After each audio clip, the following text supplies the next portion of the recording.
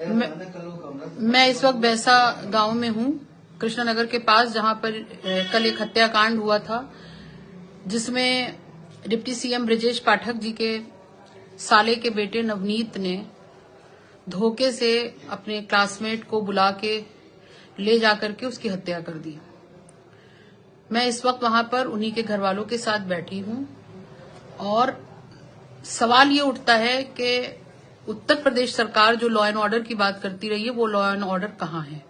और सबसे बड़ी बात यह है, और यहाँ पर बैठी उनकी दादी हैं, उनकी चाची हैं, उनकी मदर भी हैं ऊपर, वो लोग ये पूछना चाह रही हैं कि ये बुलडोजर एक्शन कब होगा, क्योंकि छोटी छोटी बातों में बुलडोजर चलाने वाली राज्य सरकार इस वक्त खामोश क्यों है, जबकि उस पूरे कृत्य में डिप्टी सीएम के खानदान के लोग शामिल हैं।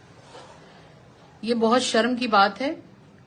मैं इस वक्त यहीं पर मौजूद हूं, आप देख सकते हैं सब लोग बैठे हुए हैं और जाहिर सी बात है इस रमजान के पाक महीने में लोग, जहां सारी दुनिया ईद की तैयारी कर रही होगी, वहां पर इतने बड़े गम का पहाड़ टूटा है और उसके बावजूद अभी तक कोई बड़ी कार्रवाई नहीं हुई है। और सबसे बड़ी बात जो यहां पर आने के बाद मुझे पता चली, ये शिकायत है कि बिना किसी एफआईआर के, बिना किसी उसके, लोग छूते नहीं हैं एक घायल को भी, वहां पर सारी कार्रवाई कर रहे थे और वो लोग बंधु अस्पताल में छोड़ करके चले गए। वहां पर बच्चे के सर पे गोली लगी हुई है, बीचों बीच माथे पे।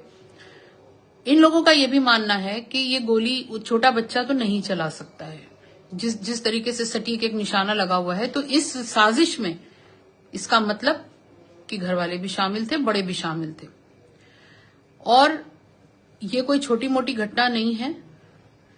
माना कि सरकार में बैठे हुए लोग हैं, ये भी मान सकते हैं कि सत्ता का जोम और सत्ता का नशा इस वक्त उनके सर के ऊपर सवार है, लेकिन हिंदुस्तान में रहने का मतलब यह है कि हिंदुस्तान के कानून और संविधान की तरीके से चलना होगा, चाहे वो मुख्यमंत्री हो, चाहे वो उप मुख्यमंत्री हो, या हम हो, या आप हो, या कोई भी आम आदमी हो। लेकिन यहाँ पर कार्रवाई के नाम पे कुछ भी नहीं हो रहा है। मेरी पूरी सहानुभूति है यहाँ पर सबके साथ। मैं चाहती हूँ कि आप लोग रहने दीजिए, उनको आराम करने दीजिए, दुख में होंगे, जाहिर सी बात है। तो मैं यहाँ पर ये कहना चाहती हूँ कि इस पर पूरी तरीके से संज्ञान लेकर के और सख्त से सख्त कार्रवाई हो। और बच्चे की मौत हुई है, पूरा घर गमगीन है, गम में इस वक्त मुब्तला है और इस पर सख्त से सख्त कार्रवाई होनी चाहिए।